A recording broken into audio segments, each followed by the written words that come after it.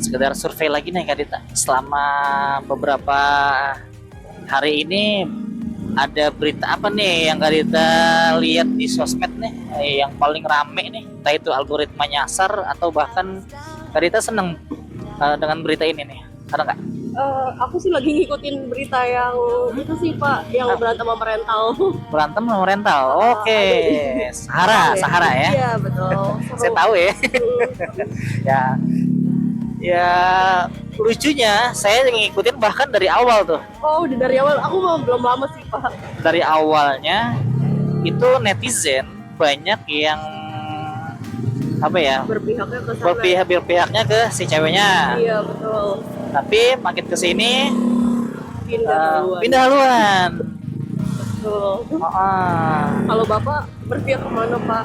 Kalau saya, Iya. sebenarnya dari awal secara ini ya, secara emosional saya udah menilai dari nada bicaranya aja udah nggak bagus nih ceweknya nih, walaupun pas waktu orang-orang pada mihak si ceweknya ya gitu ya, konteksnya kan memang ya masalah jalan kan awalnya kan. Iya. Nah, tapi kalau untuk secara faktanya saya nggak berpihak ke siapa-siapa, karena saya belum tahu faktanya seperti apa. Saya lebih menilai attitude-nya dulu nih gitu. Walaupun saya menemukan keanehan nih si bapaknya nih kok kayak agak-agak gitu ya. Ya makanya saya nggak berani. Soalnya di kedua belah pihak saya menemukan keanehan atau kekurangan gitu kan. Saya nggak berani menyimpulkan mana yang benar mana yang salah. Tapi kalau kita nggak tahu juga ya Pak kayak gimana aslinya gitu. betul. Nah sebaiknya kalau dari segi kebenaran kita jangan asal menyimpulkan, jangan asal mendukung. Ya kalau memang kita menilai secara attitude-nya, ya kita harus garis bawahi tuh. Iya. Menurut saya attitude yang si ini salah, ini nggak baik. Tapi kalau segi faktanya, saya rasa jangan deh gitu. Ya itu akhirnya saya yakin yang tadinya menghujat si bapak, akhirnya jadi malu kan tuh, berubah pikiran kan. Saya yakin gitu. Nah itu jangan sembarangan berpendapat kalau kita masih belum tahu realnya seperti apa. Terlebih lagi kan itu kan masalah pribadi ya, bukan yang umum banget kan gitu. Kalau aku sih kebetulan ngikutin dari semuanya pas udah ngedukung bapak. Oh udah ngedukung bapaknya udah. Iya kayak telat ya Pak ngikutin. Telat. Saya cukup ngikutin tuh. Jadi tadinya juga saya, ini kok orang banyak yang ngehujat si bapak ya.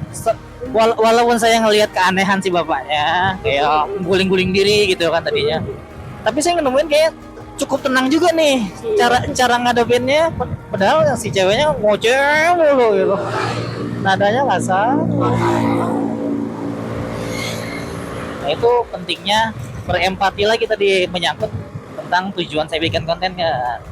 Kalau tadi kita elaborasikan tentang kasus tadi sama empati, ya harusnya kita membayangkan nih, jadi yang cewek gimana ya kalau misalkan kendaraan kita dihalangin, dikasih sisi cuma ruang yang sempit buat lewat, kan sebenarnya kesal juga ya. Tapi kalau kita membayangkan jadi si bapak gimana ya gitu, itu namanya kan empati kan, membayangkan kita ada di posisi orang lain.